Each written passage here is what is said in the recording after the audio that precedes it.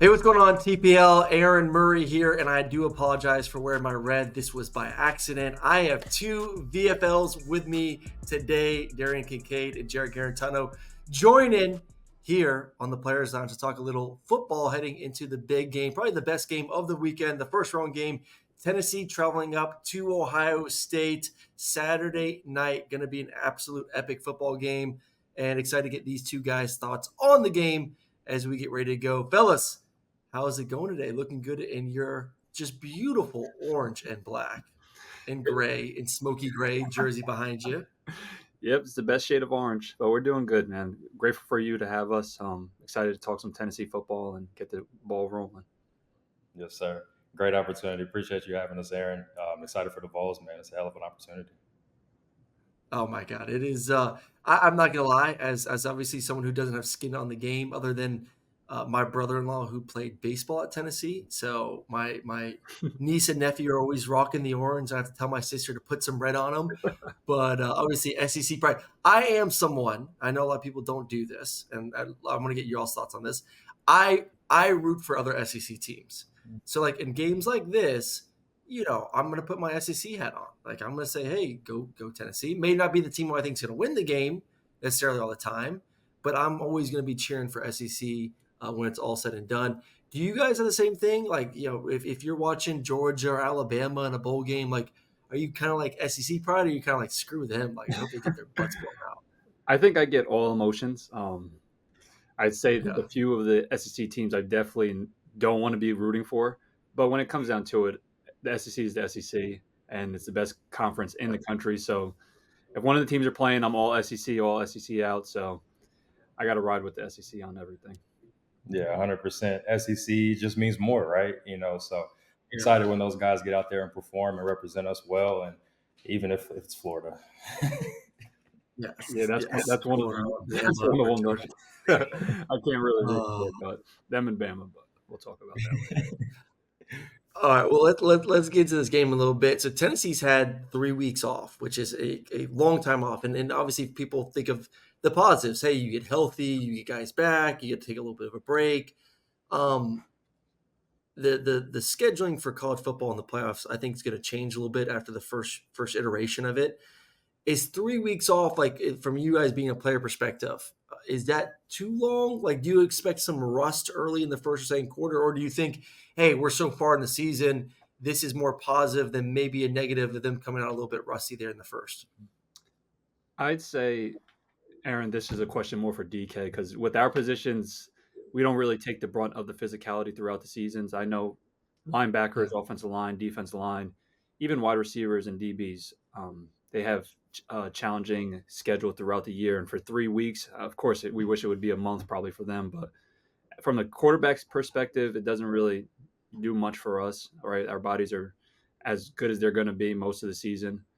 From a linebacker's perspective, from DK's perspective, I can only imagine how much time they would like to have off. Man, it's grueling. Like you mentioned, being a linebacker in the SEC, going up against who we go up against week in and week out.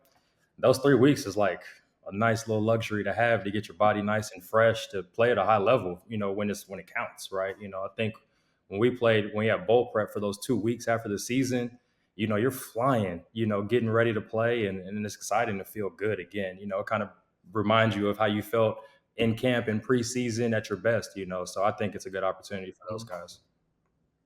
well, I always did feel like defense. I mean, early on in the season, first, second game, offense always felt like they were a little bit slow at the gate. Where defense, where they are healthy, they're flying around a little bit more.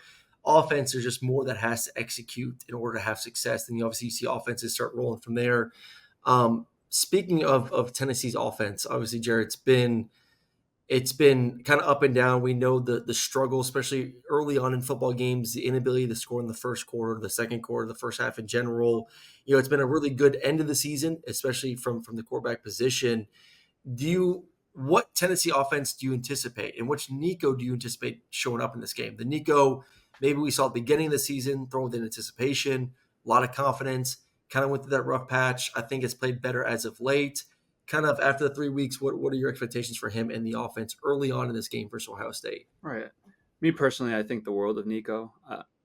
As you know, Aaron, it's super hard to be a freshman in the SEC playing quarterback. The ups and Hmm. downs that comes with it, the fan base, the expectation, it's very difficult. For this game in particular, I think that it's a good situation for Tennessee's offense just because Ohio State isn't really a fast starter as well.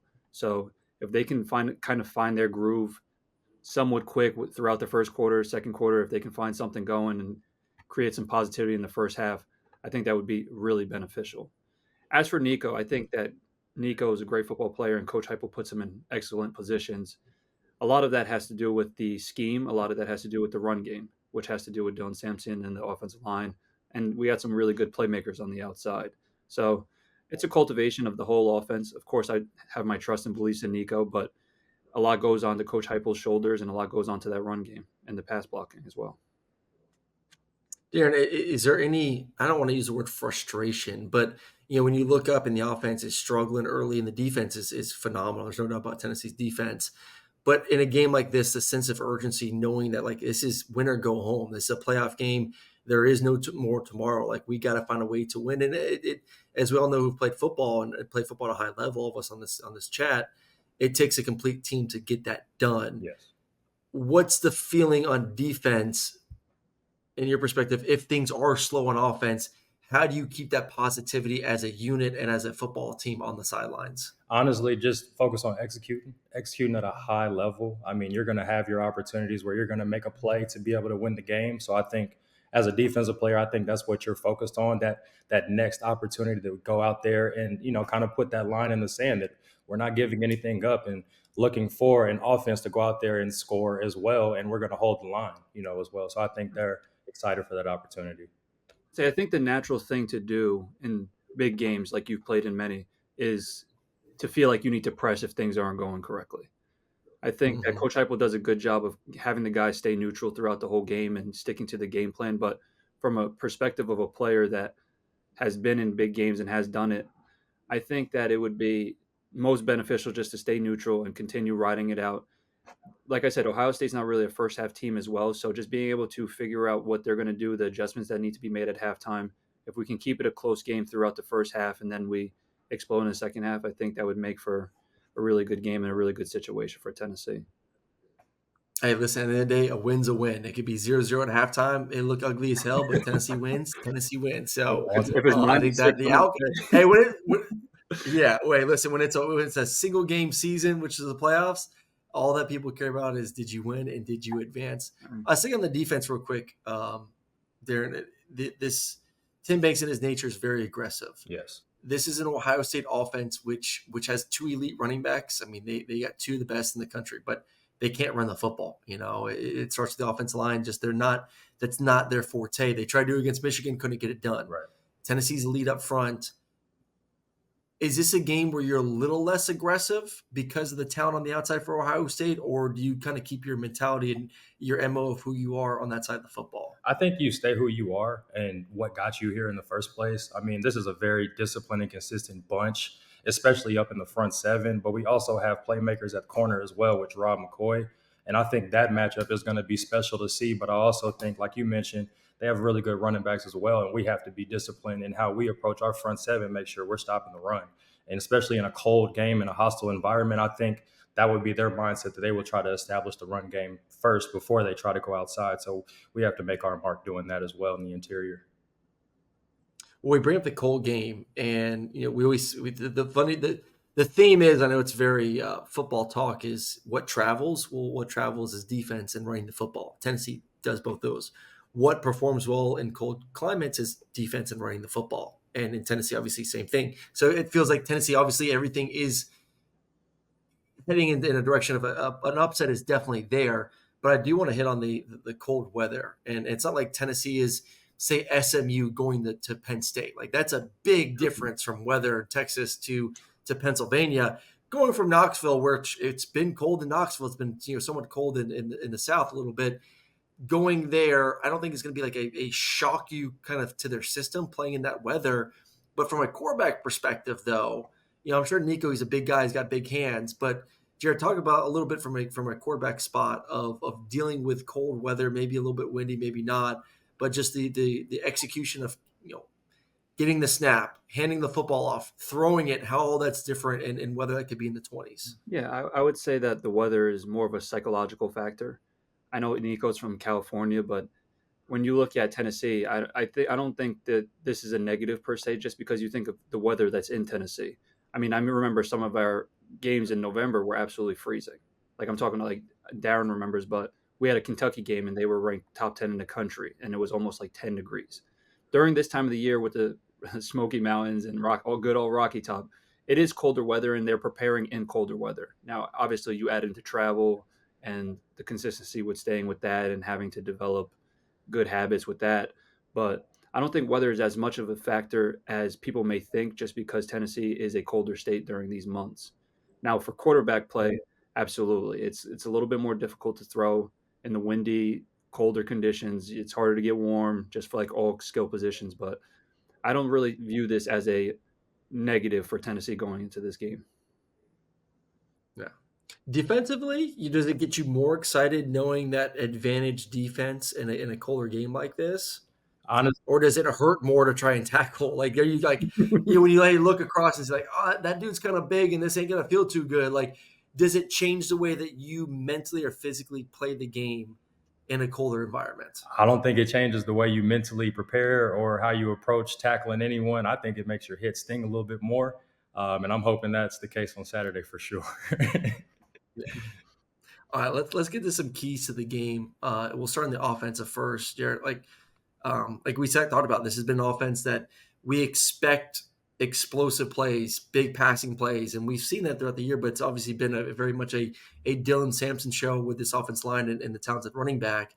What are the keys in your mind? What does Tennessee need to do to put 25 to 35 points on the board, which with that defense should get them the W? Yeah, I feel as if Coach Heupel is an excellent offensive head coach. When you look at the productivity that he's had over the past couple of years, he's done it in many different ways. So clearly, it's obvious that he knows how to use his talent the best way possible in all different philosophies and all different ways, play schemes, everything. When you look at on Saturday, you look at a team, an Ohio State defense that's very sound. Their front seven is absolutely amazing. Their back end is very good as well. They're just going to have to be an implementation of the run game as we continue. And I think that slowing pace down and picking pace up on certain downs and distances could be used as productive. Um, you look at just the changing of pace or the changing of offensive tempo for defenses. I know is very difficult, and Ohio State hasn't really ran into a team that does that as much in the Big Ten. SEC is kind of full of teams that have done, I would say, dual type of offenses where you can slow down the tempo, you can go fast, you have different mixes of everything. So it'll be an adjustment for Ohio State. I saw that their defensive coordinator had touched on it today, talking about how it's hard to simulate it in practice. It's a whole different ball game when it's live bullets. So I expect Coach Heupel to kind of mix up the tempos, obviously adjust formationally, whether that's formations in the boundary or formations to the field, and implementing that run game as much as they can. Um, Seeing if we can wear down that defensive line at Ohio State. Yeah, I think to me, I think that if you can hit a couple shots early and just open up a little bit, like this is a game where I know Nico. We talked about this like he's a freshman, and we talk about the difficulties of playing as a freshman. But I don't think this is a game where you hide him or protect him. I think Nico is going to have to make some plays, and I hope they try to make some of those plays early on just to loosen him up a little bit, allow the running game to go.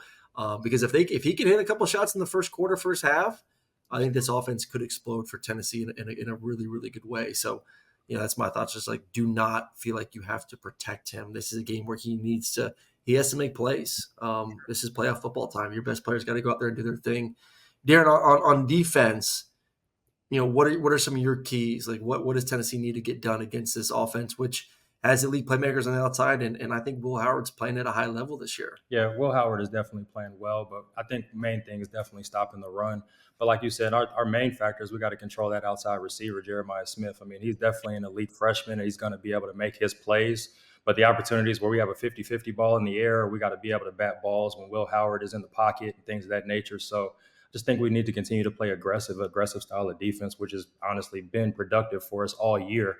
So I think that is really the game plan there for us on defense, and just have fun with it, man. I think this is an environment where you just, like you said, let loose, play with a lot of confidence, and just go compete. This is the moments that you really prepare for all year.